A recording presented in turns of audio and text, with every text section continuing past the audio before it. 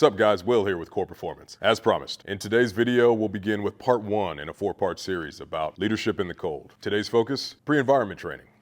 The Marine Corps reference publication, or MCRIP 3-35.1 Alpha, titled The Small Unit Leader's Guide to Mountain Warfare Operations, was redesignated as a Marine Corps tactical publication, or MCTP 12-10 Alpha.1, in case you're looking for it. The pub serves as a resource for Marine units preparing for mountainous and cold terrain. Inside it, it talks about 4 prevailing points essential to good leadership in those conditions: pre-environment training, preparation for increased casualties, understanding your unit's capabilities and limitations, and enhanced leadership awareness.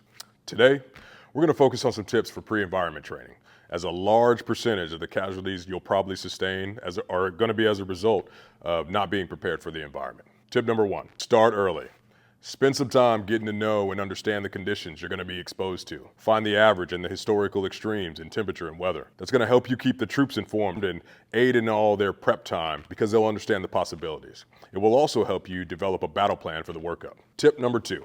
Identify special procedures and equipment. This is the time to establish any SOPs for things like sleds and tents that you normally wouldn't mess with. It's also of massive importance to consider how those conditions will affect your SOPs, like immediate action drills. Tip number 3, send someone to cold weather training. The Marine Corps Mountain Warfare Training Center in Bridgeport, California trains not only units, but also individuals in order to make them mountain leaders or mountain communicators and the like. The U.S. Army's 11th Airborne Division, dubbed the Arctic Foxes, run the Northern Warfare Training Center based in the Alaska Mountain Range, and they offer a cold weather leaders course as well as orientation and a survival course.